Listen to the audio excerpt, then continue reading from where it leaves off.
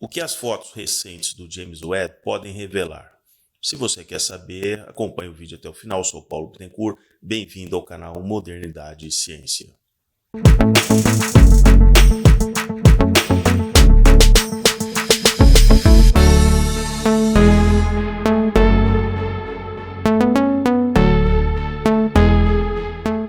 Só recapitulando, aqui no canal vocês encontram outros vídeos a respeito do telescópio, o mais novo telescópio da NASA, custou ali 10 bilhões de dólares, que é o James Webb, que está a mais de 1 milhão de quilômetros de distância da Terra, num daqueles pontos de Lagrange, o que o torna estável em relação à órbita da Terra, e isso vai prolongar a vida dele aí por pelo menos uma década. Curiosamente, nas últimas semanas, eles mesclaram fotos do James Webb com coisas que nós já conhecemos, fotos de planetas, de Júpiter, de Netuno, até de Marte. Interessante você ter que gastar a energia de um satélite, de um telescópio desse, para ficar tirando foto de planeta, só para dizer, não, aqui a gente já comparativamente com o Hubble, que é o outro telescópio que ainda está em operação, que opera numa frequência diferente, olha que essa foto é mais nítida do que do Hubble e tal. Também curioso, porque todos esses planetas foram mapeados muito de perto por sondas, né? Inclusive algumas delas que mergulharam até a superfície do planeta. E eles estão gastando tempo, porque esse tempo, né, é o tempo útil desse telescópio, depende para onde você foca e para onde você tira, você tem que reposicionar, você está gastando energia, que é o combustível que está ali no James Webb. Então é interessante, porque as fotos mais recentes de galáxias muito distantes, a milhares e milhares de anos-luz de distância, são muito bonitas, são lúdicas, porque na verdade isso não são fotos, são imagens construídas por computador, onde você decide em função da frequência capturada qual cor você dará. Então aquilo ali é uma ilusão, aquelas cores na verdade não existem. Simplesmente você cria um padrão de cor para você diferenciar as várias estruturas que de fato estão emitindo aquela luz, né? Essa luz é capturada ali numa frequência ali do infravermelho, então você modula isso para conseguir diferenciar. O que está incomodando já vários astrofísicos com a chegada dessas fotos a milhares de anos-luz de distância? É porque todos eles acreditam na teoria do Big Bang, onde do nada, isso é filosoficamente bastante interessante, do nada se criou a matéria, comprimida, muito comprimida, num estado tal que fez com que ela simplesmente, vamos dizer assim, explodisse, gerando o universo. Então, filosoficamente, uma das coisas mais questionáveis nessa teoria, como é que o nada produz matéria, né? Porque a partir se considera que existe um ponto zero da criação do universo. Então, antes do ponto zero existiu o quê? Nada, né? Existiu nada. E o nada criou o universo. Mas vamos lá, vamos lá.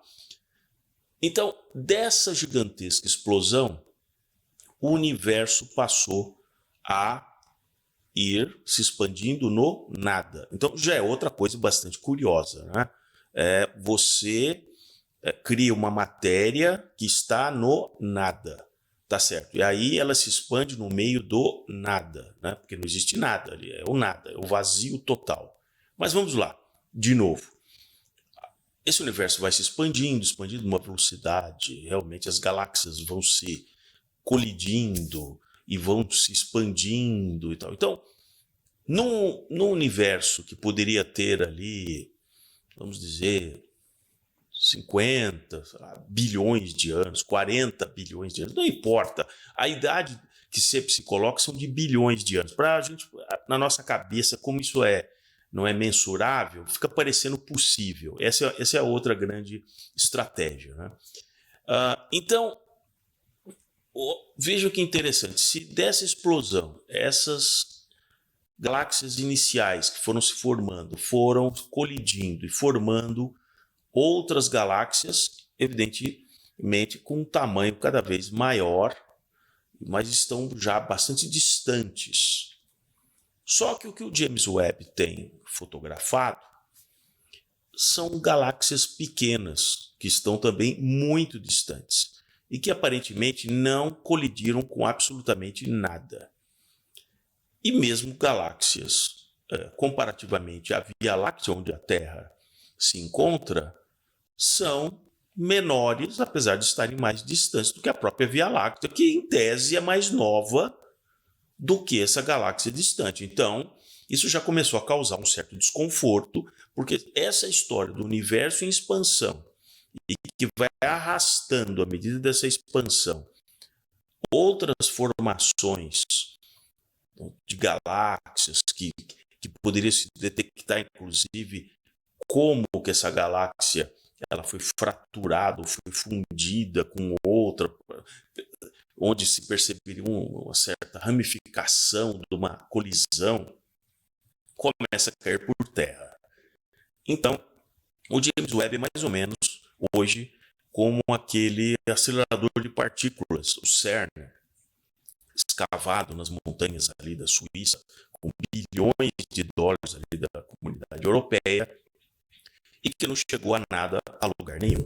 O máximo que eles chegaram é uma divisão de partículas que eles chamaram de partícula divina, o bóson de Higgs, a partícula de Deus e tal, mas não se ouve mais falar de nada desse acelerador de partículas, porque ele realmente ele volta ao ponto original. Né? Quanto mais você tenta se aprofundar nessas questões, você desconstrói as teorias que já são assumidas como verdade. Então, muita gente começa a dizer, olha, não comece a pesquisar tanto assim. É melhor deixar a humanidade realmente com essa questão lúdica, né, do Big Bang, da evolução. Basta alguns bilhões, né? Por isso que a NASA está sempre protelando, não, vamos descobrir na vida, já vasculharam, né, o sistema solar todo e tal, e não, nada foi de fato comprovado. Bom, se você gostou desse vídeo, mais uma vez, peço, coloque aqui o seu joinha, se inscreva no canal, que vem muito mais coisas em função do James Webb. Vamos sempre olhar com o outro lado da história, né?